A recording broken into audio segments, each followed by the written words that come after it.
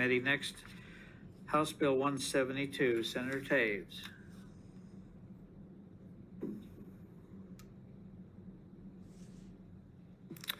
Thank you, Chairman Guthrie, members of the committee. My name is Ben Toews, serve the Senate in District 4. And before you today is House Bill 172.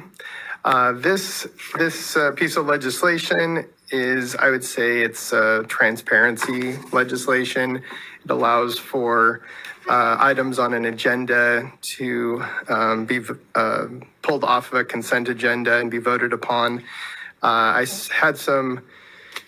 conferred with Senator Schroeder on this. He helped me draft this language, and I also collaborated with the Association of Idaho Cities. So have their support and got the honor of working again with Senator Schroeder. So I appreciate your support for this legislation. I'm open for any questions. Are there questions for Senator Toews? Don't see any. We do have a couple signed up to testify, and then we'll let you close.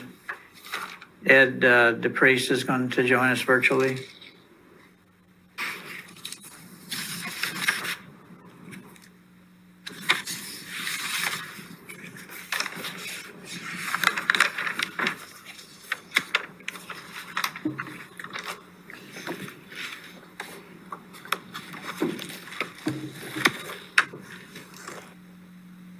Good morning.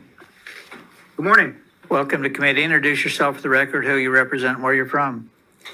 Well, thank you, and good morning, Mr. Chairman and committee members. I am Ed DePriest. I am a Hayden City Council member, and I'm speaking for myself, not representing the city. As with the last issue, 1075, this is about local control. A current resolution, and I will tie this to HB 172 after reading a few elements, in its intent states, quote, recognizing the vital role of cities in Idaho and supporting the prioritization of local control. It also states, quote, the legislature recognizes the value of local governance to make decisions in the best interest of their residents. This is a key to this issue. Hayden and all cities need and deserve the ability to, quote, make decisions in the best interest of their residents. This resolution also states, quote, lastly, the legislature affirms the importance of local control, recognizing that decision-making at the community level leads to effective and responsive outcomes for Idaho residents. I respectfully suggest that those expressions are a foundational basis for consideration in relation to denial of House Bill 172. In Hayden, all council members have the opportunity to meet with the mayor, request items be removed from or moved to discussion or action items prior to the posting of the agenda. Council members simply need to avail themselves of the opportunity to meet with the mayor and not wait till the council meeting. All council members have the opportunity to comment in session on any consent calendar item and may motion to remove or move an item. If that motion receives a second, discussion ensues. Historically, Hayden has conducted meetings for resolutions. Hayden, utilizing local governance, using established procedure, created a resolution because a council member has refused to communicate with the mayor and follow a long-standing procedure, and instead repeatedly attempts to use the consent calendar to express personal, political, and ideological beliefs, which is what I believe precipitated this. President Reagan said that the best governance is that which is at the most local level possible. I respectfully ask that this bill be denied. Thank you for your service to the state and for your time and consideration, and I stand for any questions. Are there questions? I don't see any. Thank you for joining us this morning. Thank you. Appreciate it. We're going to try to catch Alan Davis on the telephone. Is he going to call? I don't know. He didn't leave a number to call him. Good morning, Senators. Can you hear me? Yeah, it worked apparently. So welcome to committee. Introduce yourself for the record, who you represent. Time's yours.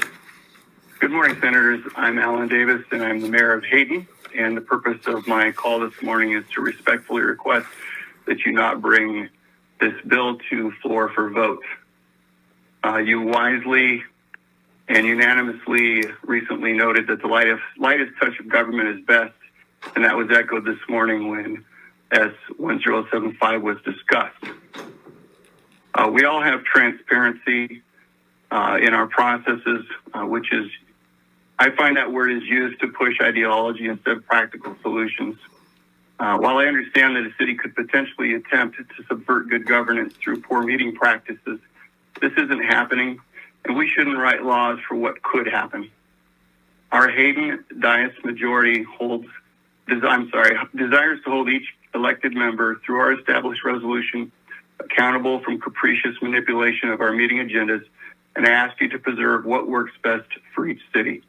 Thank you, and I stand by for your questions. I don't see any questions. Thank you for joining us this morning. Thank you for your time. That's all we have signed up. Is there anyone else who would like to speak to the legislation that was not successful?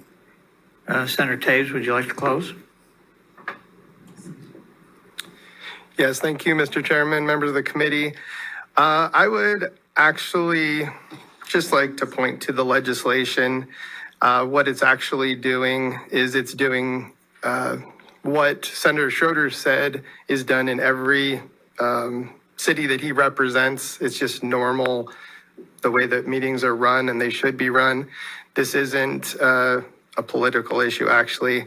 And I don't think that it's an encroachment on the part of the government. It's really just us making sure that cities across the state run their meetings well. And if they don't, they might have an issue with this. If they do, they'll probably never know that this piece of legislation even exists. So I appreciate your support for this legislation. Senator Shippey? Thank you, Mr. Chairman. Question for Senator Toews. Senator, are there any other laws in Idaho that would force or ensure that cities operate on a uniform basis across the state, whether it's on emergency type issues, election type issues, or how do you see that? I know some of the concerns was that this is taking away local control. Is that really something that is that we see widespread across the state, that we have taken away local control already, or is it proper to have a uniform expectation across the cities? I hope I'm making my question clear. Senator Toews? Thank you, Chairman Guthrie, Senator Shippey. I mean, if you look at this section 74-204, notice of meetings, agendas, we outline regular meetings, special meetings, executive sessions. We outline an agenda shall be required for each meeting. We go into a lot of detail on how all of that operates. This is just further clarification on how the meetings are run. So as far as, I mean, it's really building upon what we've already outlined and going into more detail on one area. Other questions? Don't see any. Committee, House Bill 172 is before us.